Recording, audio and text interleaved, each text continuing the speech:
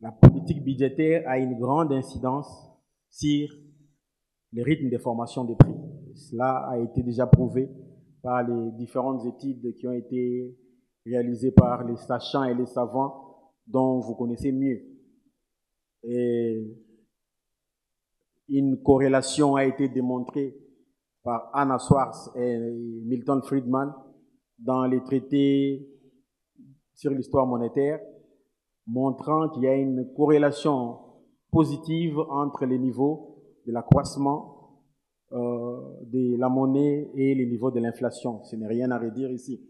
Donc, si nous ne mettons pas de la rigueur dans la gestion des finances publiques et nous n'améliorons la qualité de la dépense, nous ne faisons pas d'efforts pour mobiliser beaucoup de recettes, nous aurons des difficultés.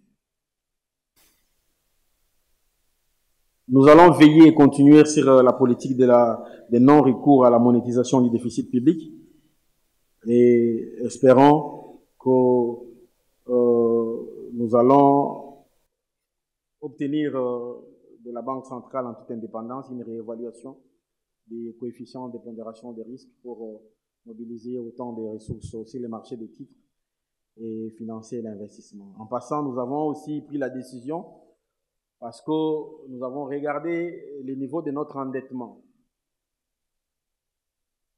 Lorsque vous regardez du point de vue de l'analyse de la viabilité de notre dette, le coût du portefeuille de notre dette a un taux moyen pondéré de 2% au 31 mars de 2025. Le taux moyen pondéré de notre dette est de 2%.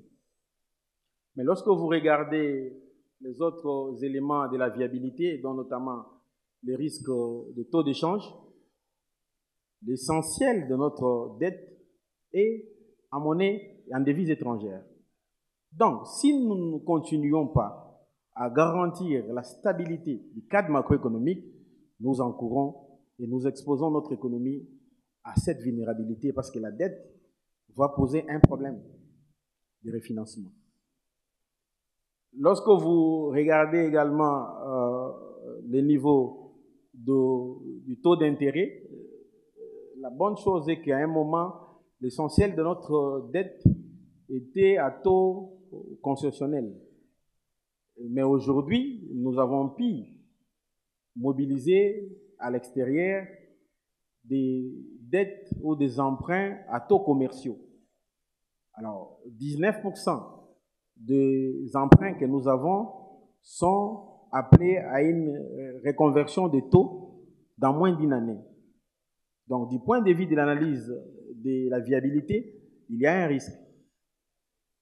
Et que, du point de vue global de notre niveau d'endettement, si nous pouvons nous satisfaire du fait que nous avons une dette représentant 18% de notre PIB et que la moyenne des pays de l'Afrique subsaharienne est autour de 58% et que les économies avancées tourneraient autour de 100%, nous devons faire très attention à certains indicateurs et variables qui nous alertent, qui nous obligent.